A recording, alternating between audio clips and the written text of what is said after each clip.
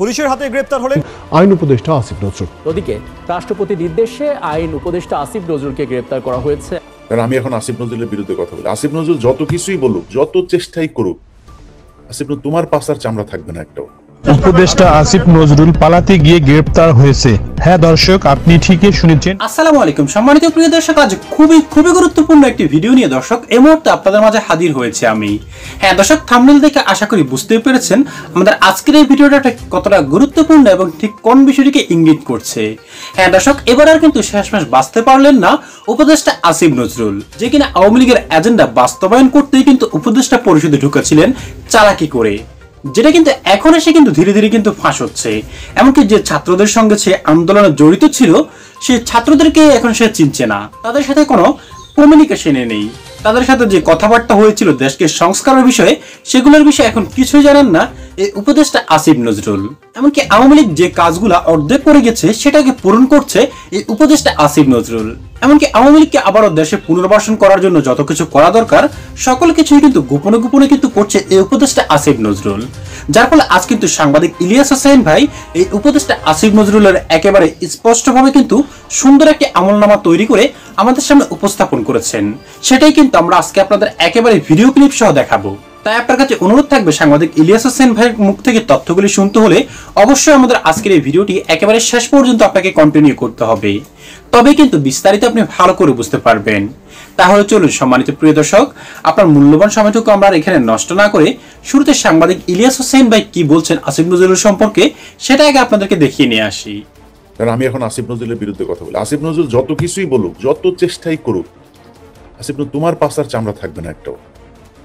তুমি কই যাবা? এখানে আসবে আমরা পেড়াবো, দেশে থাকবা আওয়ামী লীগ, কই যাবা? আসিফ নজরুল কত টাকা তুমি কামাইছো, যত টাকা কামাও পৃথিবীর কোথাও যায় শান্তিতে থাকতে পারবে না। ইউনুস তো এমনিতেই বিদেশি গার্লফ্রেন্ড নিয়ে থাকি, ইউনুসের সমস্যা নেই, ওরা আমরা পাবো না, ও বাঙালি পট্টিতে আসেও না, বাঙালিদের সাথে চেনেও না, যায়ও না, থাকেও না। ইউনুসের হিসাব বাদ। ইউনুস কি চায় আল্লাহই জানে ভাই, এই সরকার যে আসলে কি চায়। এরা কিছু কিছু জিনিস থেকে না, এরাও তো আওয়ামী বিরোধী, আবার কিছু কিছু কাজ করে, কি করে না করে বুঝি না। তো ওদেরকে বলবো যে দমন করলে কঠোরভাবে দমন করতে হবে। এই আসিফ নজরুল সব লোকজনরে আপনার রাস্তায় ধরা পড়বে, আর রাস্তায় ধরা পড়ার পর আপনার একটু মজা করবেন। যে 32 নম্বরে যেটা হইলো, কিছু লোকজন আসলো সেখানে, তাদেরকে নিয়ে মজা করে না, মিশায় ফেলতে হবে মাটির সাথে। জামিন, জেলখানায় গেলেই জামিন পাওয়া যায়। আওয়ামী লীগ এটা বুঝতে পারছে যে জেলখানায় গেলে সমস্যা নাই, তখন স্লোগান দেয় জয় বাংলা জয় বঙ্গবন্ধু। স্লোগান কেন দেয়? স্লোগান দেয় কারণ ওরা জানে জেলখানায় গেলে সমস্যা নাই, আবার বের হওয়া যায়, কিছু টাকা দিলেই বের হয়। সব জজেরা এগুলো করছে এখন, কিছু কিছু জজ ভালো আছেন। তো এই কাজগুলো কিন্তু হচ্ছে, যেই কারণে আপনাদেরকে সিদ্ধান্ত নিতে হবে আপনারা আওয়ামী লীগকে আসতে দিতে চান নাকি চান না। আপনার সমস্যা আমার সমস্যা যদি এক হয়, তাহলে আমার সাথে আপনার বাধে কেন? আমি কি চেয়েছি? আমি চেয়েছি এই দেশে আওয়ামী লীগ শূন্য হইতে হবে, আওয়ামী লীগের বিচার হইতে হবে। যারা বিভিন্ন জায়গায় সচিবালয়, এখন পর্যন্ত সচিবালয়ের সব আওয়ামী লীগের লোকজন, এদের দিয়ে কি হবে? যেসব জজেদের বিরুদ্ধে ব্যাপক অভিযোগ ছিল, এই সিনহার সময় কিছু হিন্দু নিয়োগ দিয়ে গিয়েছিল, সব এখন বিভিন্ন জেলায়, ঢাকা থেকে সরিয়ে বিভিন্ন জেলায় তাদেরকে জেলা জজ হিসাবে নিয়োগ দেওয়া হয়েছে। আসিফ নজরুল করেছে এটা। তো আপনি কিভাবে চান যে আওয়ামী লীগের লোকজন জেলখানায় থাকবে? তাদের কিছু বলা হয় না। অতএব এটার ব্যাপারে পদক্ষেপ নিতে হবে। তুই একটা কমেন্ট পড়লাম, আমি কমেন্ট দেখছি মাঝে মধ্যে চোখ যায়। এখানে আওয়ামী লীগের লোকজন লিখেছে যে ভয় পাইছিস? অবশ্যই ভয় পেয়েছে আওয়ামী লীগের মাদার বোর্ডেরা, তোদের অবশ্যই ভয় পায়। তোরা তো সেই দল রাজনৈতিক প্রতিহিংসার কারণে 45,000 মানুষকে খুন করে ফেলছে। সেটা স্বাধীন একটা দেশের, সদ্য স্বাধীন একটা দেশে, একটা দেশের ভেতরে একজন আলেম শুধুমাত্র ধর্ম প্রচারের কারণে তার ঘরের ছোট 6 মাসের বাচ্চা সহ ঘরের ভেতরে ঢুকিয়ে তোরা বোমা মেরে ফেলেছিস। তোদেরকে ভয় পাওয়ার অনেক কারণ আছে। গান পাউডার দিয়ে মানুষ মেরেছিস। ছোট ছোট বাচ্চারা রাস্তায় নেমে এসেছিল সড়ক আন্দোলনে, কোটা সংস্কার আন্দোলনে, তাদেরকে পিটিয়ে যেভাবে রক্তাক্ত করেছিস, সবশেষ তাদেরকে হত্যা করেছিস। 2400-2400 মানুষকে তোরা হত্যা করেছিস। তোদেরকে ভয় পাওয়ার অনেক কারণ আছে। ব্যাপক হিংস্র তোরা, কিন্তু তোরা কখনো সামনাসামনি এসে তারপরে দাঁড়ানোর এই সাহস তোদের কখনই হয় নাই, এখনো নাই। তোদের যদি মিনিমাম কোনো লজ্জা শরম কিছু থাকতো, অন্তত মানে কমও যদি একযুগ তোরা মানুষের সামনে মুখ দেখাইতিস না। এইভাবে মানুষ যায় রে, এইভাবে কোনোদিন মানুষ যায়? এমনে পলায় যায় মানুষ? কেউ কয়েক ঘন্টার মধ্যে পুরো বাংলাদেশ শূন্য করে দিলি তোরা।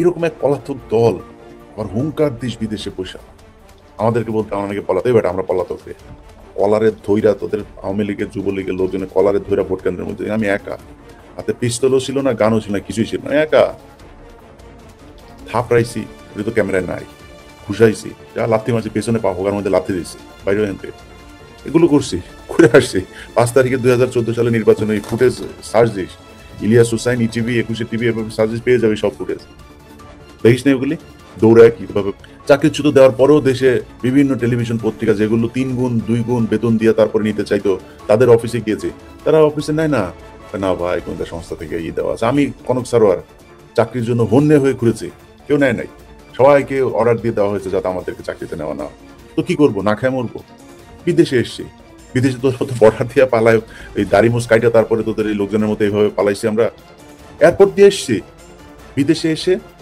কাজ করছি কাজ করে খাই সেই সাথে দেশের প্রতি যে দায়িত্ব সেটা পালন করি তোরা যেইভাবে আসছিস যেইভাবে তোদের বের করা হয়েছে আর যে অবস্থায় তোরা এখন আসিস আরে ভাই আমাদের বের করে দিচ্ছিস এখানে আসছি এখানে এসেও আমরা তোদের বিরুদ্ধেই কথা বলছি আমরা সেই বিএনপি জামাত তাদের যে পলিসি যেগুলো নিয়ে আমাদের যেভাবে কথা বলে আমরা সেই যেভাবে কথা বলছি এখনো সেভাবে কথা বলি বিএনপি জামাতের যেটুকু সমালোচনা করা দরকার করি বাকিটা তাদের মতো করে কথা বলি তোদের বিরুদ্ধে আমাদের অবস্থান যা ছিল ওই অবস্থান ঠিক আগের মতো আছে এখনো এরকম থাকবে সারা জীবন এখানে পিস্তল ধরলে একই রকম থাকবে তোদের অবস্থাটা কি তোদের লোকজন যাদেরকে এখন টাকা পয়সা তোদের টাকা পয়সার অভাব নাই রিজার্ভের কয়েক গুণ তোরা করছিস বিদেশে নিয়ে গেছিস ওগুলি দিয়ে এখন বিভিন্ন লোকজনের টাকা পয়সা দিস দিয়ে এখানে একটা বাসে আগুন ওইখানে একটা গাড়িতে আগুন এভাবে বেশি দিন চলা যাবে না কারণ বিএনপি আমাদের লোকজন তো দেশ থেকে বাইর হয় নাই তোরা সব বাইরে চলে এসেছি তারা মানে লুকিয়ে হোক ওপেনে হোক গোপনে হোক যেমনি হোক তারা রাস্তায় ছিল তাদের নেতা কর্মীদেরকে নিয়ে তোদের সেই নেতা কর্মীরা কই যারা সংঘবদ্ধ করবে যারা আসে দেশে ওদের তো সারা দিন কাটে আমি জামাত হবো আমি আওয়ামী লীগ বিএনপি হবো এই গান গাইতে গাইতে ওদের দিন রাত কাটে তো তুই সেই লোক পাবি কোথায় কালকে আসবি কালকে মাঠে নামবি রাস্তায় আসবি এত সাহস তোদের যদি কালকে তোরা রাস্তায় নেমে দেখাইতে পারিস 500 মানুষ এক জায়গায় হয়েছিস এবং সেইখানে 5 মিনিট ছিল তোরা সেভাবে মিছিল করিস মনে হয় দৌড় প্রতিযোগিতা ওইখানে ওই যে ওসান বোল্ট আছে না ওসান বোল্টের সাথে নাকি তোদের সাথে দাঁড় করায় দেওয়া যায় 100 মিটারের দৌড়ে তোদের সাথে পারবেন ওদের এত ভয়ঙ্কর রকমের দৌড় তোরা দিস টাকা পয়সা দিয়ে কিছু ব্যানারটা নিয়ে হয় বাংলা কি হলো কিছুক্ষণের মধ্যে এই জিনিস নাই এই হয়েছে তোদের অবস্থা এখন তোদেরকে পরামর্শ দেই কিছু তোদের কাছে পরামর্শ হইলো মাপ যা করছিস স্বীকার কর এটা তোদের দিয়ে জীবনে সম্ভব না তোদের ভেতরে তোদের মস্তিষ্ক তোদের চিন্তা ভাবনা যা কিছু আছে এর সাথে পৃথিবীর কোনো মনুষ্য সমাজের কারোর চিন্তা ভাবনা মিলবে না ওরা এখন পাইছে মুগ্ধ মারা যায় নাই সিগদরের নিয়ে কয় মুগ্ধ এটা মুগ্ধ এখনো বেঁচে আছে আবু সাইদ মারা যায় না আবু সাইদের শেখ মুজিবের মতো পিছিতে চাপ দিয়ে মারা হয়েছে তোদের মতো চাউরা এত অসভ্য প্রাণী তোদেরকে জীবনে কোনোদিনই করা যাবে না এই যে এরা একটু বললেন কি যেন তানবির না কি নামে যেন একজন লিখছে যে এটা হইল গিয়া পাকিস্তানি পিস বেটা এইগুলি তোদের সুন্দরভাবে বুঝাই দেয় আমার বাপ আমি 2 জন রাজাকার ছিলাম আমরা 2 জন মিলে বের হইতাম আওয়ামী লীগের কোথায় মেয়ে আছে মহিলা আছে এগুলো ধরে নিয়ে আমাদের পাকিস্তানি ভাইদের ক্যাম্পে দিতাম তোদেরকে লাগাইতো প্রোটেকশন ছাড়া এরপরে তোরা পয়দা হুয়া এই এত সুন্দর ডেফিনেশন এরা অ্যারিস্টটলও দিতে পারবে না এই যে ডেফিনেশন দিয়ে রাখছি এটা তোদের মাথায় যায় না কানে যায় না কিছু তো তোদের যদি লজ্জা শরম কিছু থাকতো জীবনে কোনোদিন আর কথা বলতি না এখন আর বেশি কিছু বললাম না আওয়ামী লীগের সময় যখন কোনো কর্মসূচি দেওয়া হতো তখন সব মামলায় যারা আসামি আছে আগে গ্রেপ্তার ছিল কিংবা আসামি আছে ওদের নিজেদের পেন্ডিং মামলা থাকতো মানে ওরা বিএনপির নাম ধরে জামাতের কমিটি ধরে তারপর ওরা করতো কারা ধরতে হবে 15 দিনের মধ্যে সব জেলখানায় এরপরে ওই প্রোগ্রাম যাওয়ার পরে আস্তে আস্তে তাদেরকে জামিন দেওয়া হতো অথচ এখন আসিফ নজরুলের জজ সাহেবেরা সবচাইতে বেশি জামিন দিয়েছে গত 15 দিনে কারণ কি পুলিশের ভেতরে হাজার পুলিশ এখনো পর্যন্ত আওয়ামী লীগের সেই সময় নিয়োগ দেয়া আমি ধরলাম কিছু মানুষ পরীক্ষিত ওকে ঠিক আছে তারা ঘাপটি মেরেছিল তারা আওয়ামী লীগ করতো না বিএনপি করতো জামাত করতো এই সব পুলিশের যাদের বিরুদ্ধে মামলা হয়েছিল সব মামলা থেকে পুলিশকে সরাই দেওয়া হচ্ছে আবার চাকরিতে নেওয়া হচ্ছে অথচ গেল 1.5 বছরে আসিফ নজরুল আর এই বিদেশিদের বয়ফ্রেন্ড 2 জন মিলা একটা নিয়োগ দিতে পারলো না বড় ধরনের যে 18 সাল থেকে 24 সাল পর্যন্ত যারা কোটা সংস্কার আন্দোলন সহ বিভিন্ন আন্দোলনে সরকারের বিরুদ্ধে অবস্থান নিয়েছিল সেই কারণে যাদের চাকরি চলে হয় নাই পুলিশ ভেরিফিকেশনের চাকরি না, বিসিএস এ টেকার পর ভাইভাতে বাদ দিতে হয়েছে কারণ কোটা সংস্কার আন্দোলনে জড়িত ছিল। তাদেরকে আপনি বিশেষ নিয়মে নিতে পারেন নাই, একজনকেও এইভাবে নিয়োগ দেওয়া হয় না, কোনো জায়গায় নিয়োগ দেওয়া হয়নি এইভাবে যে দেশপ্রেমিক কারা আছে, কারা আওয়ামী বিরোধী, ভারত বিরোধী, এই মানুষগুলোর আমাদের কাজে লাগানো দরকার, কাজে লাগায় নাই। উপরন্তু কি করেছেন, তাদেরকে বলা হয়েছে মব। এই মবেরা বাংলাদেশ এখন পর্যন্ত টিকিয়ে রেখেছে, আগামীকালকে মবেরা সবচাইতে বেশি মাঠে থাকবে।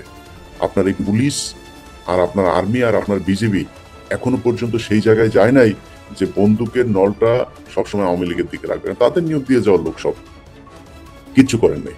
হ্যাঁ, সম্মানিত প্রিয় দর্শক, সাংবাদিক ইলিয়াস হোসেন বা আসিফ নজরুল সম্পর্কে যতগুলি কথা এক এক করে আপনাদের সামনে উপস্থাপন করেছে দর্শক, এগুলি কিন্তু একটাও কিন্তু বানোয়াট অথবা মিথ্যা নয়, সকল কিছুই কিন্তু প্রমাণাদি সহকারে কিন্তু সাংবাদিক ইলিয়াস হোসেন ভাই কিন্তু উপস্থাপন করেছেন।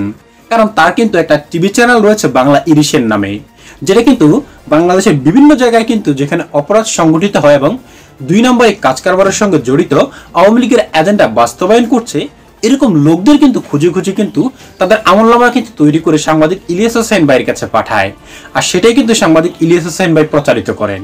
আর যেমনটা অর্থাৎ আমাদের আজকের এপিসোডে কিন্তু সাংবাদিক ইলিয়াস হোসেন ভাই কিন্তু এই বর্তমান দেশের যে অবস্থা চলছে এবং কার কারণে চলছে, কে এটার পিছনে ইন্ধন দিচ্ছে, সেটাই কিন্তু আপনাদের সামনে উপস্থাপন করেছে।